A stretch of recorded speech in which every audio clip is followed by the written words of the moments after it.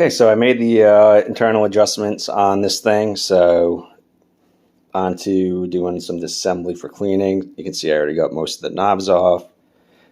These are really stubborn, or most of them are really stubbornly on here, so you just have to pull them off. And I was going to demonstrate kind of the best way to deal with some stubborn knobs, but looks like that one came off easily. And let's just try this one.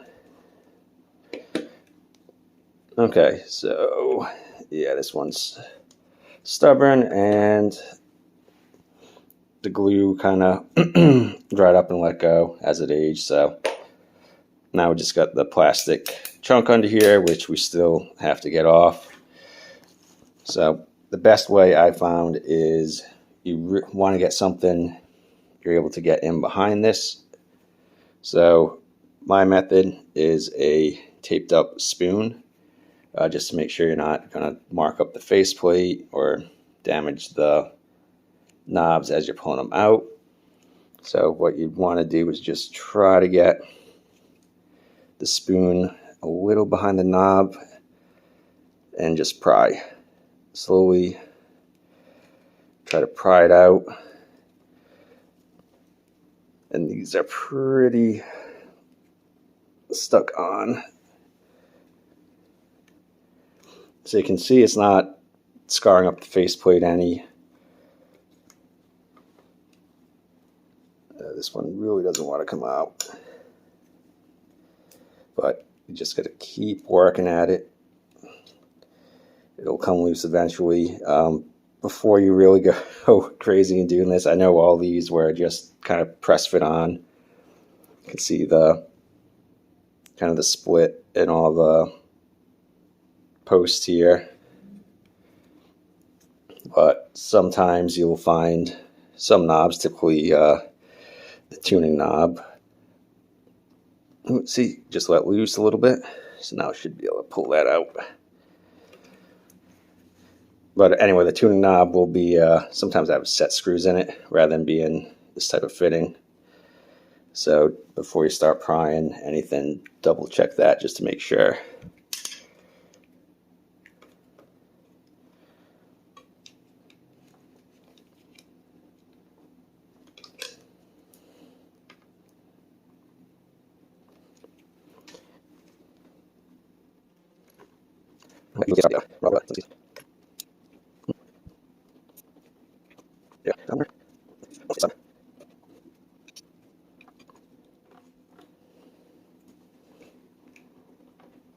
Okay, feels like, there we go. Wow. Okay, so you can see some of these are a bit of a fight. Now to get the faceplate off, we have a couple nuts on here that we'll undo and show you guys how I clean these things up. And this back glass is pretty dirty, so I'll do a quick demonstration on what I'll typically use for cleaning this. If you use the wrong stuff on, because this is real glass, a lot of the ones from the later 70s, kind of like a plastic, but if you use something a little too strong or scrub a little too hard, you get hieroglyphics, all this numbering just washes right off, so you got to be careful with that. Okay, we got the faceplate off, and you can see that it's pretty grimy looking here under the light. So step one, just a little cleaner, 409, spray it down pretty good, and just a old toothbrush and scrub.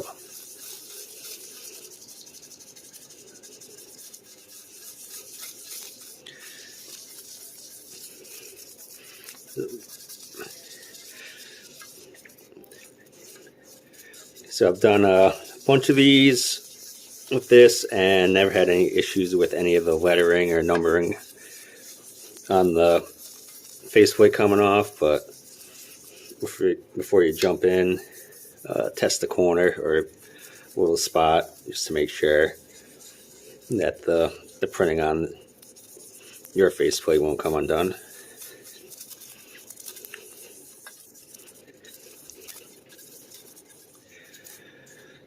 Okay, that looks pretty good. We'll just dry it off.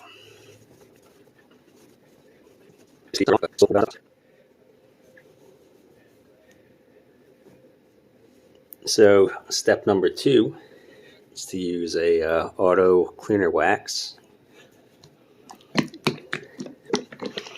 So just going to apply a light coat of this with a clean rag, let it dry, and then clean it off.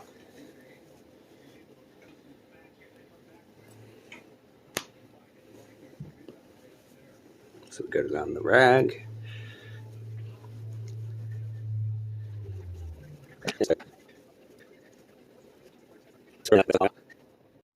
Okay, this stuff's been sitting on here a little while, so polish it off and see how it looks.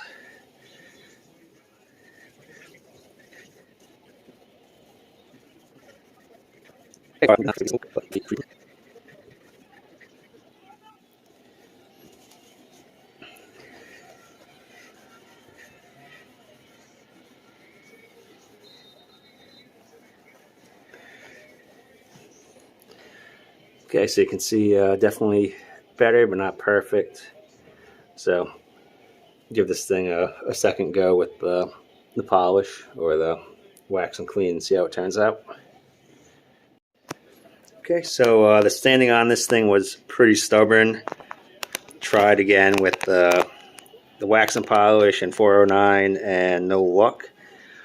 But you can see right now this side is pretty much perfectly clean. This corner is still waxed and polish and 409.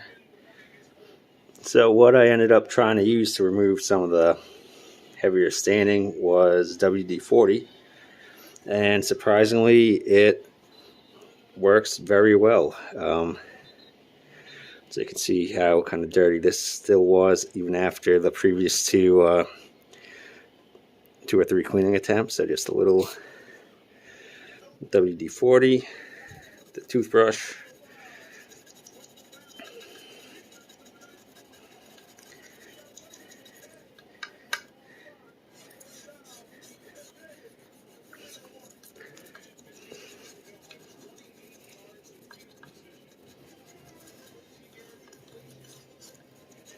cleans it right up.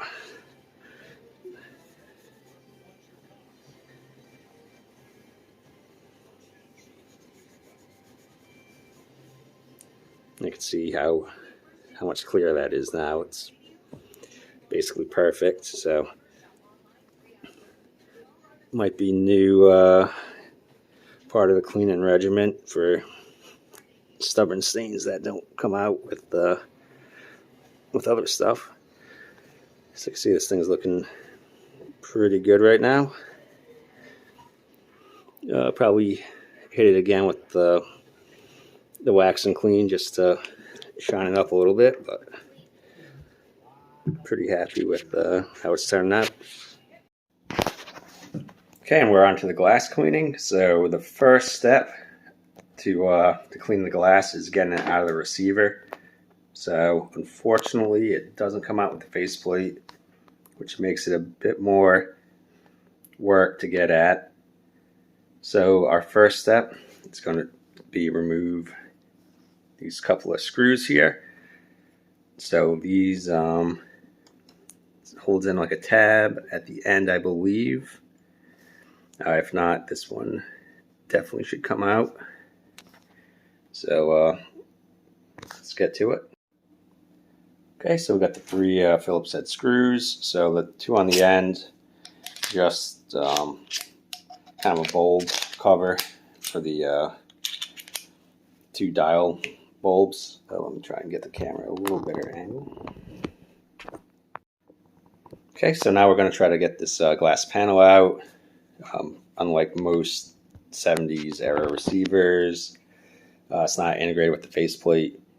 So this glass is kind of in separately, which makes it a bit more work to get out. So first step, taking out these 3 screws here. So the 2 on the end are sort of a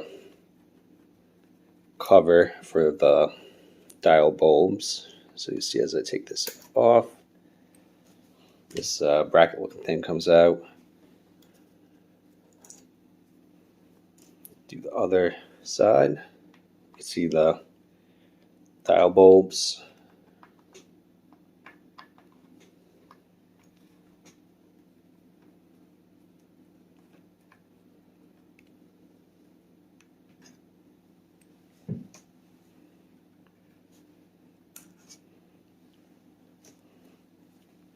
And finally, we'll do this one on the bottom.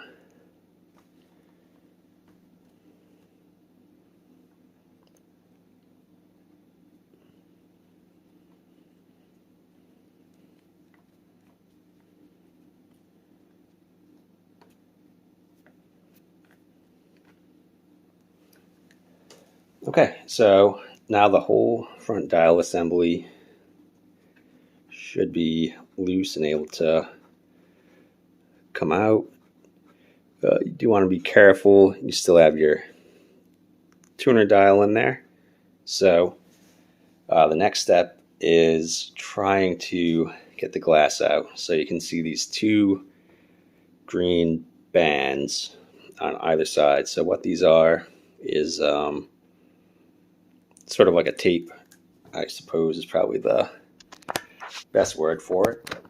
But so this tape is completely wrapped around. You can see it here on the back side, on both sides. So that tape is holding the dial glass into two rubber boots. Hopefully you can see the little black band behind here, behind the green strip. So that's the rubber boot. So what we want to do is to cut the tape, but not the boot underneath. You can see it on this side as well. Have the green band or greenish band, and then the black boot behind.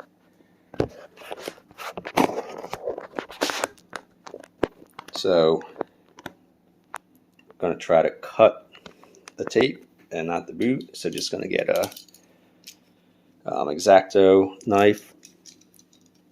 Just try to gently peel this tape without cutting the boot there.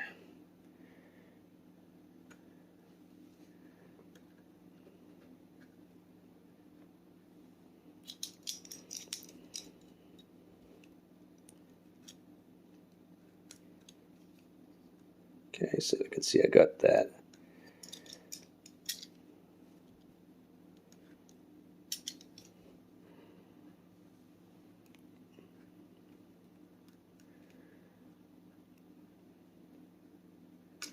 Okay, and now that we have the tape off, looking from the top down, camera will focus, you can see the glass kind of sitting in the boot.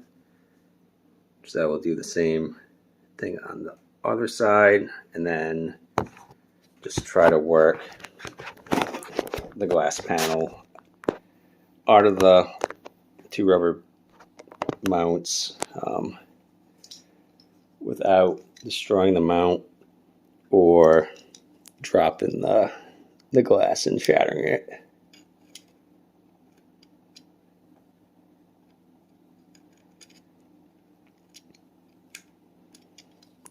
So when the glass is going back in, we're going to have to find another way to fix it into the rubber boot. In the past, I've used just some more tape, electrical tape, or kind of like a twist tie, just to make sure it doesn't come loose. This time around, I'm thinking plastic zip tie might work, kind of over one or each side. So this stuff isn't visible when the faceplate is actually on, so it doesn't really have to be super pretty, just has to make sure that this glass is secure. Okay, so now let's try to get this glass pane up and out.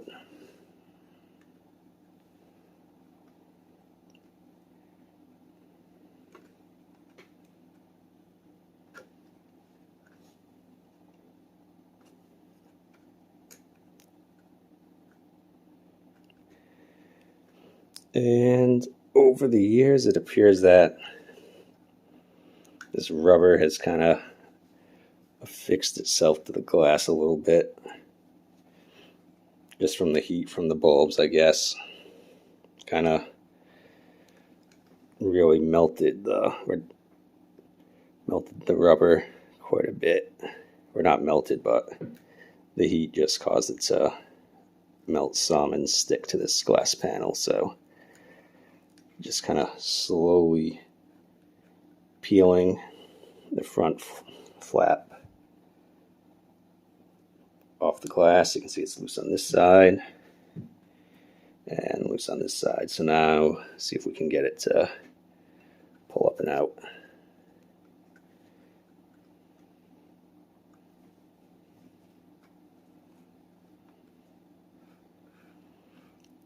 Again, trying to be careful of that dial pointer.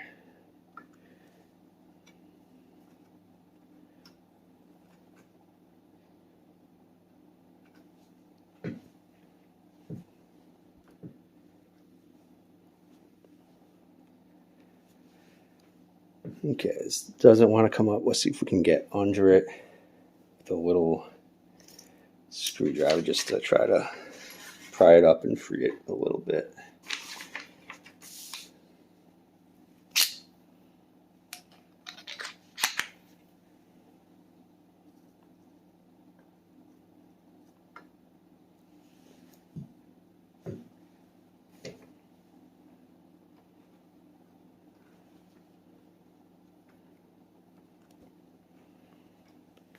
Okay, I'll keep toying around with this, see if I can get it loose, check back in. Okay, so I think I might have found a solution here. It's taking a very fine jewelry screwdriver and reaching back around the boot and just trying to pry the glass out.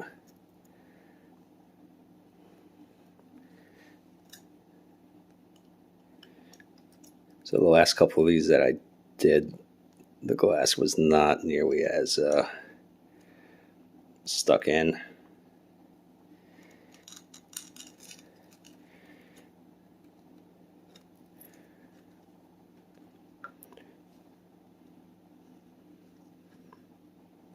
Well, it looks like the whole boot just pulled out on this side. So I'll just pull that off now, get it back in there. Yeah, that was really stuck on. Let's see if I can just sort of work this side free.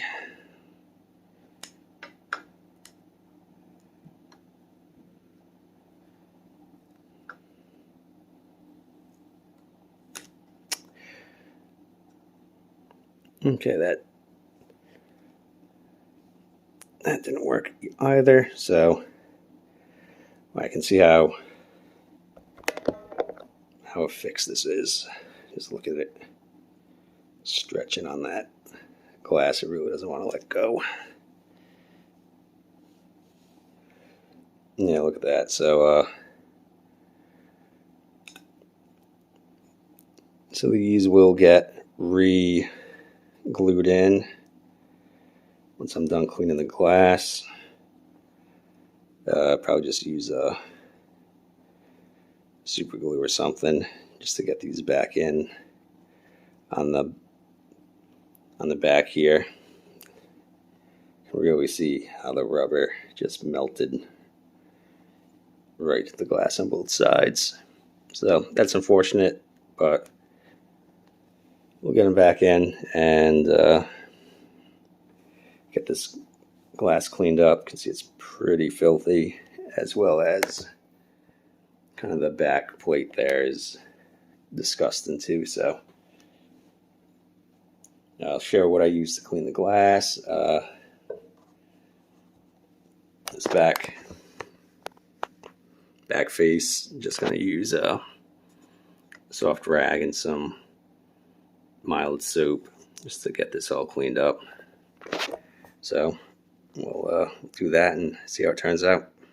Okay, so we got the glass out, face down on our rag, and we'll start cleaning this off. So this is what I've been using on this particular glass. It might be the secret sauce. Apparently, as I mentioned, the lettering can wash off pretty easily, but using this kind of vinegar glass cleaner, I've done 2 or 3 of these so far with no floating letters. So what I do is just wet a Q-tip with it,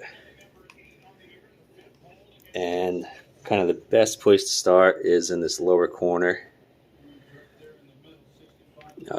You can see where the rubber was right here.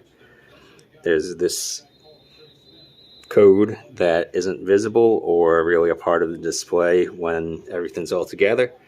So just as a test, you can run the Q-tip with that glass cleaner over it and make sure it's not rubbing any of the lettering off. And as you can see, it looks like we're good. That lettering's still there, even if I rub sort of aggressively. So we should be good to clean the rest of this. So let me just re-wet it, and we can start slowly from one side to the other.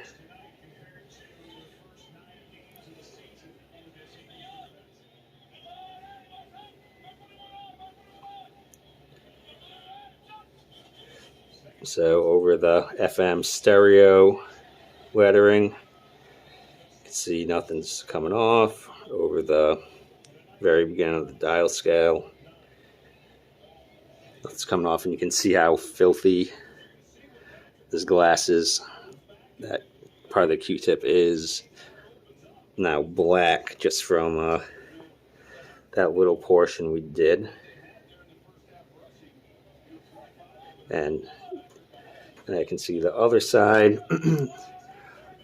also turning pretty brown black, so this thing is very dirty.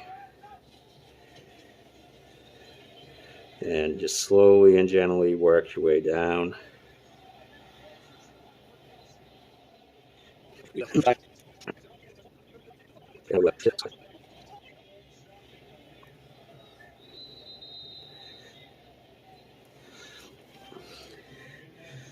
Okay, and just show how well it's kind of cleaning. Maybe the light here is not the best to show it, and the front's probably dirty, so let's hit that quick. So no lettering on the front of the glass, so not really concerned. Just gonna hit it with a cloth here.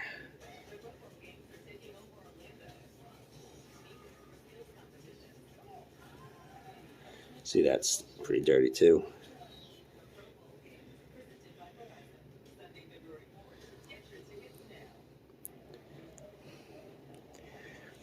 And so hopefully it's coming through on camera. I can see a definite line like right here where clean versus not clean. Yeah, maybe that's the best angle.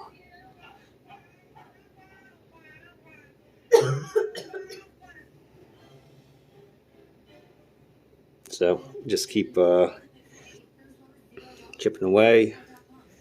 And last one I did, I was even able to use the cloth kind of all the way through. Let's see if it looks like this one. We should be able to do that as well. So we can gently move through, and using the cloth is going to be a bit quicker than using that small Q-tip. Just going to hit kind of the large unpainted areas first.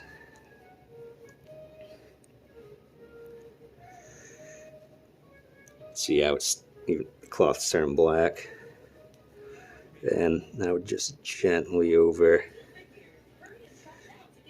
the painted areas of the dial glass.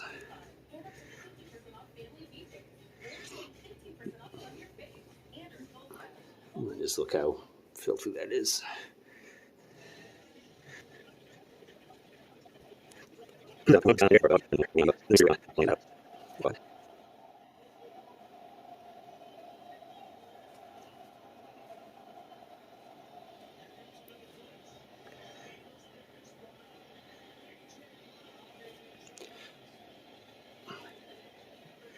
Okay, so probably go over this another time or two just to make sure it's going to clean, but this is the quick and dirty process on it. Okay, before we drop the glass back in, figured I'd show this back plate all cleaned up. So this was just a little bit of water, some Dawn on one of these microfiber rags. So cleaned up pretty nice. I got these situated back in the kind of rubber mounting block. Just a dab or two of super glue on the back side. They feel like they're in there pretty solid. So I'm gonna try getting the glass back in and see if my zip tie idea for securing the glass works out or not.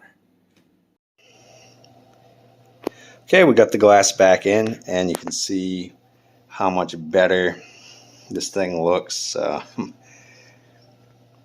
Not perfect, but really looks 100% better. That kind of squiggle back there is just reflection from the white above coming through the glass.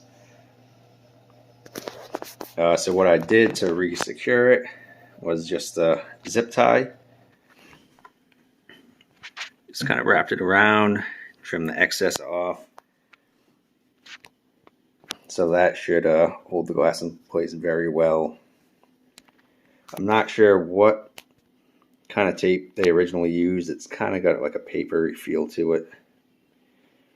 But I'm not sure how well electrical tape or duct tape was going to stick to the old tape or the plastic mount boot thing below. So just went with a mechanical seal here. So hopefully the zip tie should hold up better than electrical tape or something like that, I think. So this one's going to be going to a buddy. So if he has any issues with it, I'm sure he'll let me know, and I can take a second look if this ends up failing due to heat from the lamps or something like that. So we just have to polish up the faceplate, and we can get this thing back together. But so far so good. Really pleased with how that glass panel turned out. So onto the faceplate and see how that ends up looking. Okay, while the faceplate is off, I'm going to go ahead and replace all the bulbs. So we have these bayonet style bulbs in here for the faceplate. We got two more bayonet style back here, one for the meter, another for the power indicator, and then there's a some type of small incandescent lamp back there. You can see for the FM indicator that is burnt out that we're going to replace. So these bulbs are pretty easy to take in and out once you can get to them. All you have to do is pretty much press in and twist, and they jump right out.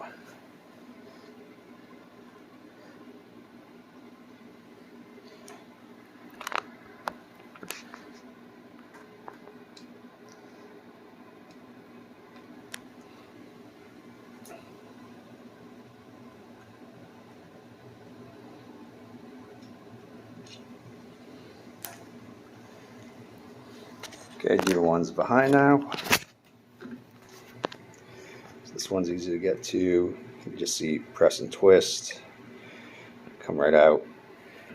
Okay, now this last one is a bit of a pain in the butt to get at.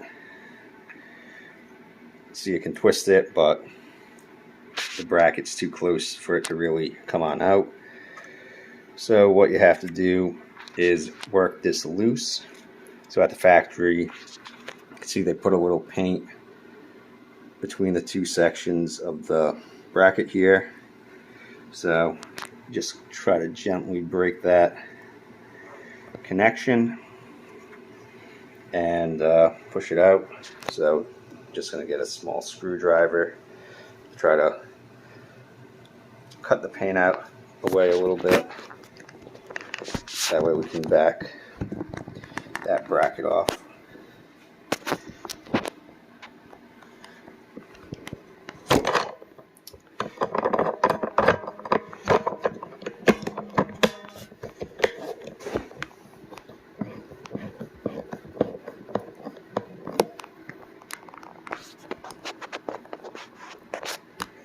Camera stand is not cooperating.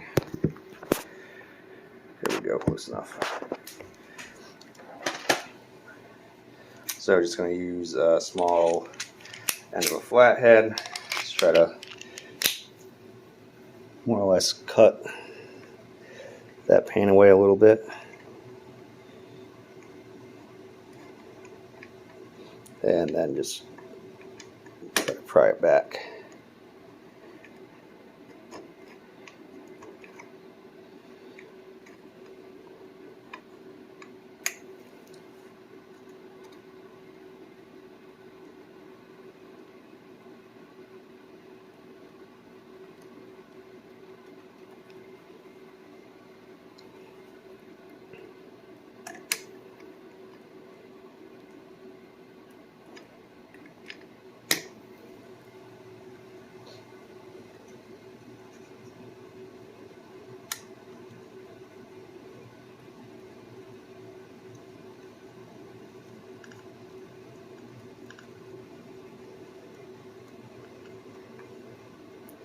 Okay, you can feel it starting to loosen up some,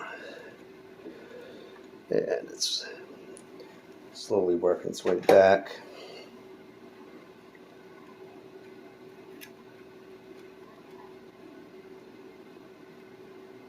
Okay, hopefully that's far enough. Now we should be able to twist, pull this old bulb out,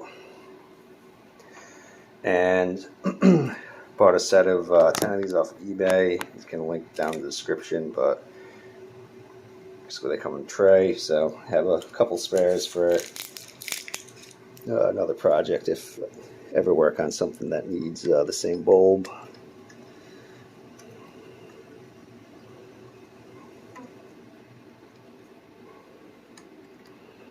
Okay, and putting them in is just the reverse, push back, and twist.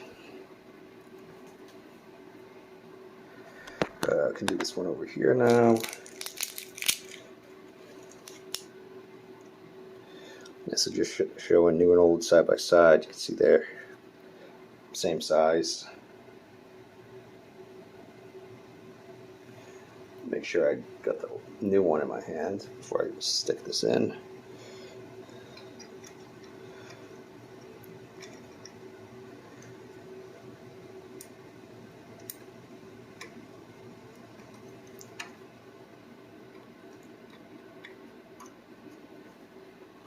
Okay, and then do the ones in the front.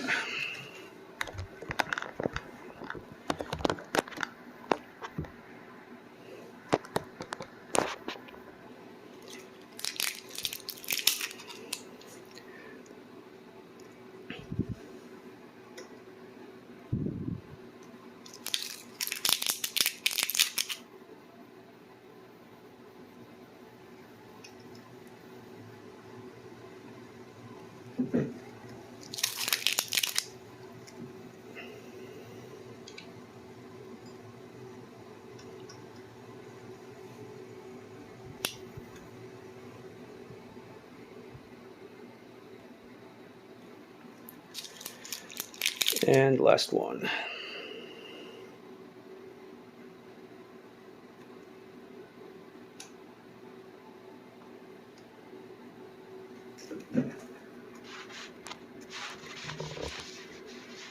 Okay, so those are all in and good to go. So for the FM indicator. I couldn't find a incandescent, so just using one of these LEDs, kind of a, I guess it's called a grain of rice. So this is going to be a lot brighter than the original. I can see this one already has a dropping resistor on one of the legs. That dropping resistor is not enough for my liking. And the last one of these I did, I put 2 additional dropping resistors on it and just did another test on this one to make sure it looked good. So we're gonna get these wrapped in some heat shrink and install this new bulb. So these are 2 20K resistors, I believe. So that should cut the voltage back quite a bit. Dim this LED out so that way it's not blinding when it's on. So get to that real quick and check in once it's done. Okay, all the bulbs are replaced. See, it's everything's glowing well. Switch it to FM. See, the tuning one comes on. Our FM stereo bulb illuminates. As we go off the station, you can see that the FM bulb fades out. It's still glowing slightly, very, very slightly, so you can see there, that's off, and then go on a station good.